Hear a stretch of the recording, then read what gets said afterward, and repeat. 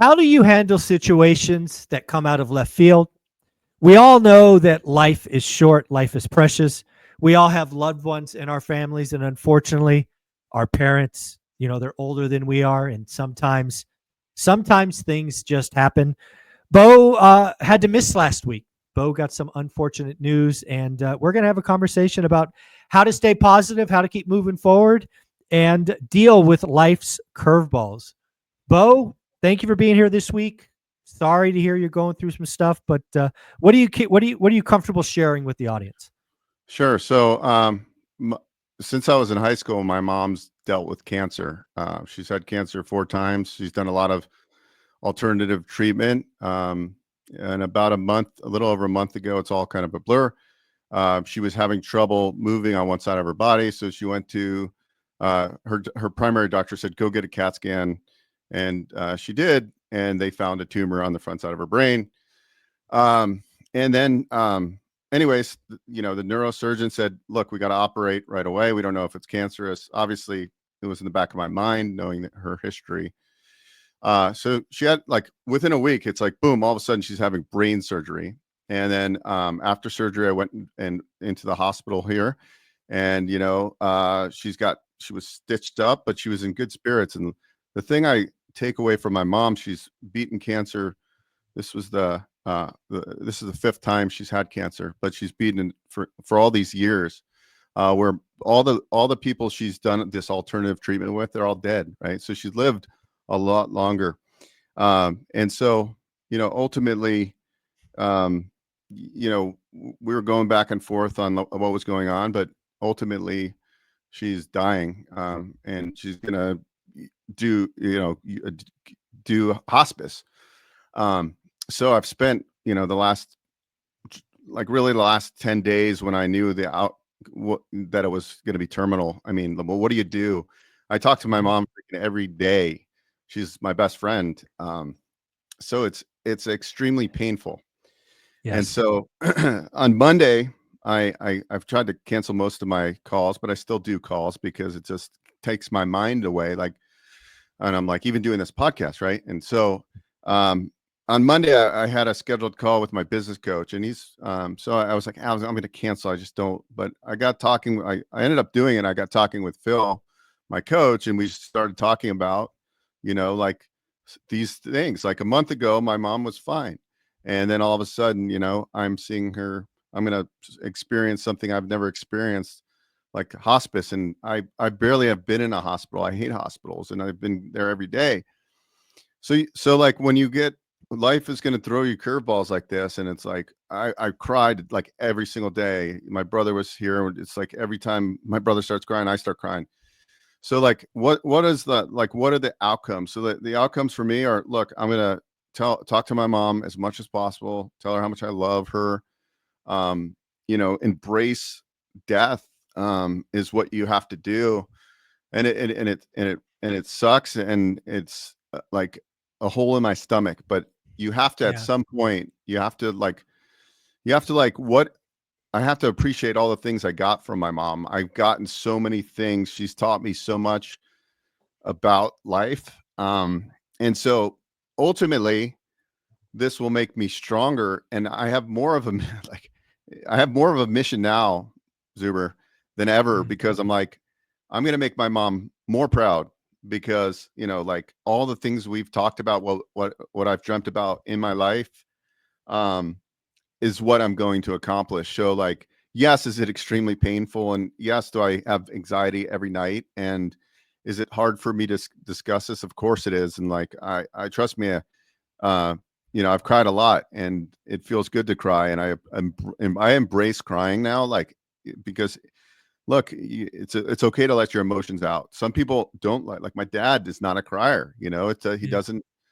but it's extremely sad with baby Bo too, because like I'm fortunate that my mom, spent a little over a year with my son, but it saddens me that in this form, at least, she's not going to be able to hold him anymore, uh, and that really makes me sad.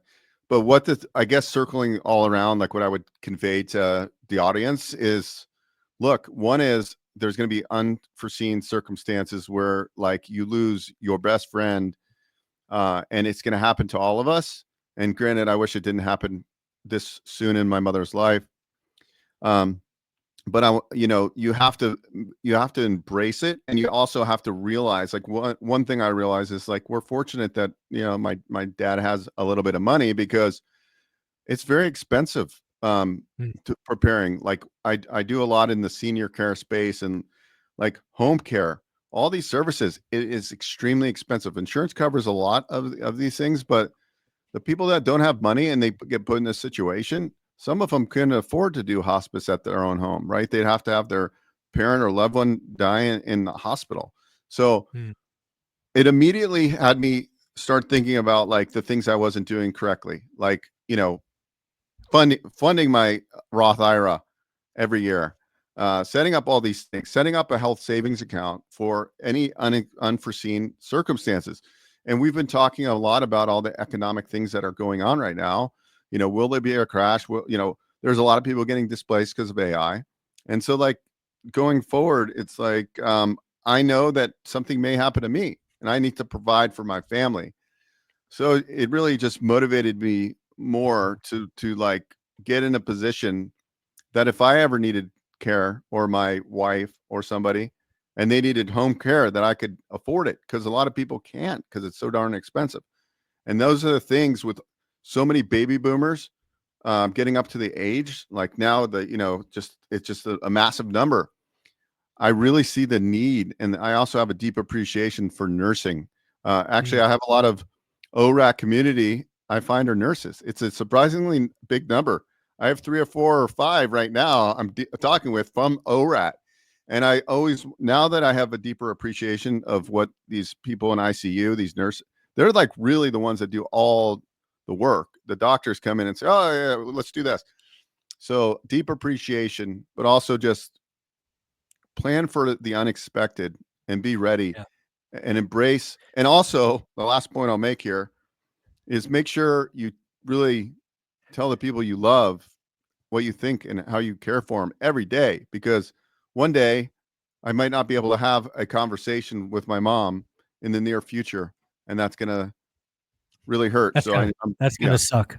That's gonna yeah, suck. Well, I have a couple of things for you.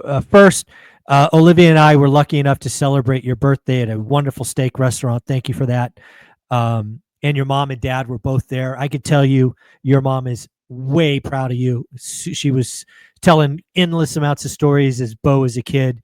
Both your parents, but especially your mom, clearly very proud of you. Clearly loved you, or loves you. So that's something I remember from that event. And then again, this mission you've always had to help people. You wrote a book on helping people. It's sometimes it's really interesting how you could take a really horrible moment and it just becomes like jet fuel to take you to the next level. So there's no question that the next several days, weeks, and maybe months are going to be horrible. There is no doubt. There's going to be several dark days.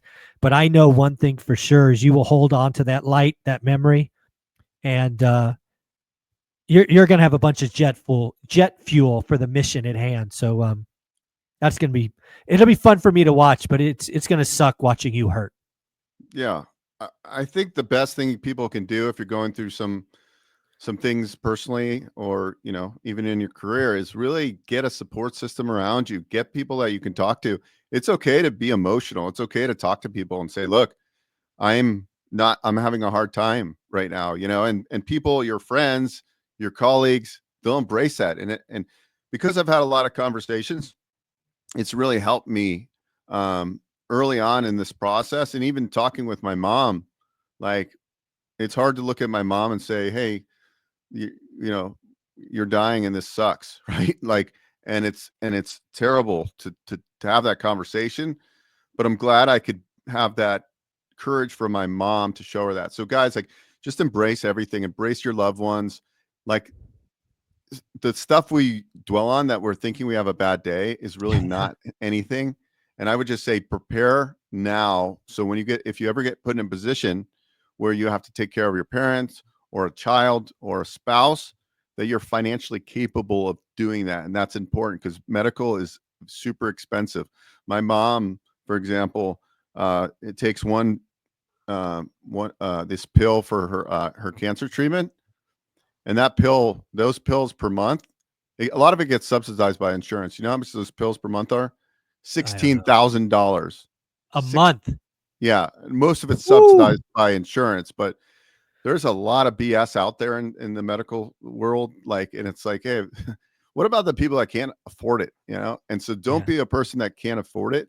We don't, having a net worth of X doesn't really matter. It's being able to provide during these times. So just like think about that, guys. That's why that one extra rental per year is going to make all the difference on all this for you. Absolutely. Bo, if somebody want to reach out, get a conversation started, what should they do? Just go to onerentalmeeting.com. There you go. OneRoomMeeting.com, folks. If you want to send Bo some love, send him a note. We appreciate you, Bo. Thank you for being here, and take care.